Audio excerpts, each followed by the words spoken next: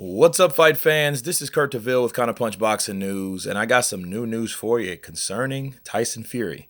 Tyson Fury, you know, of course, he's in negotiations with Deontay Wilder, and the fight was supposed to be all but set in stone.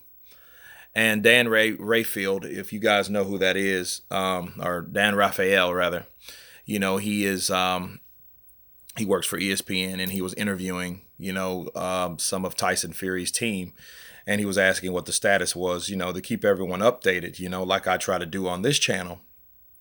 And he heard from the management team, whoever, I don't know, that person hasn't been specified, but Tyson Fury was thinking about bulking the fight. So that's a possibility now. Bulking is basically stop or redefine the fight, because that's a term we don't use over on this side of the pond. So um and I think about that, that's really unfortunate because for a lot of reasons. If Tyson Fury, I mean, it's smart because I don't think Tyson Fury's ready, honestly, personally. I think he's going to go out there and get slaughtered, get murdered, decapitated, put to rest. The only choice he has is to fight a fight that, a perfect fight. You know what I mean? Just an outbox him, keep away from him, use his reach, all that good stuff. But how long are you going to be able to do that? Anyway, that's all a part of the fight study. I already studied that. Back to the subject.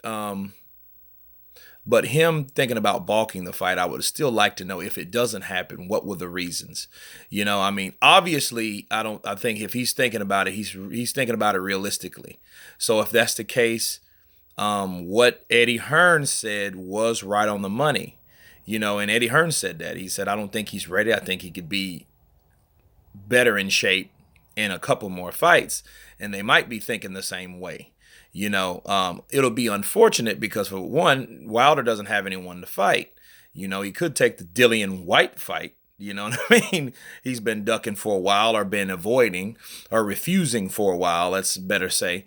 That fight could happen, or Dominique Brazil could happen. But this, if you supposed to have this type of hype behind a fight that won't even be made now, and then you think about what just happened. Mikey Garcia and Earl Spence was postponed because of this particular fight. So another super fight is postponed because of this fight. Now this fight won't happen, and that's the problem with this, But Tyson Fury, like Eddie Hearn said, he's a smart guy. So if he's probably actually thinking, like, whoa, well, what if I'm not ready, and he's probably really, second guessing himself and thinking rationally, like, what if I'm not ready, and if he's not ready, he's just not ready. You know what I mean? But that shows you Tyson Fury. If this fight does not get made, because this is just speculation again, but it's definitely an update, and it's something you want to know, because you want to know every step during a negotiation on what happens. A lot of people are caught, especially because if the fight doesn't happen, you at least know, okay, where did it curve? Where did it turn? Where did negotiations? What happened? What was the change in negotiations that caused it to stop? Okay, the fight not to happen. And so this is one in the negotiation process. So we definitely need to know this, because this could be very well true. And then if Tyson Fury feels that he's not ready, he's not going to take the fight, because I think that he knows he's more marketable undefeated. Like a lot of fighters, you know what I'm saying? They're more marketable undefeated. Mayweather, he proved that to a lot of people that, if you have that O, you can make some O's behind a number one day. You know what I mean? You're more marketable. So, but yeah, I mean, it would, a lot of people are going to talk smack, trash talk Tyson Fury. But hey, it's better to think about that now before getting your ass in that ring and finding out I'm not ready for this guy and get decapitated. You know what I'm saying? And you got to think about a guy like Wilder. Wilder hasn't had a layoff since he was injured. You know what I mean? He tore his bicep and his hand, and I think he tore his hand, honestly, from punching someone wrong. All that hitting behind the head and, hitting with the inside of the glove. That's how you hurt your hand. That's how you damage yourself, not punching correctly. But anyway, he still has been a stable fighter. He's been constant. So he's fresh. You know what I mean? He's not gonna be, he ain't missed a beat in a couple years. So yeah, man, he'll go in there and, commence knocking everybody out, including Tyson Fury. It'll just be another person in the ring, that is not ready for Deontay Wilder. And then if you look at it, guys, you look at it in hindsight. If this fight does not get made, you can't be that pissed off because you want Tyson Fury at his best.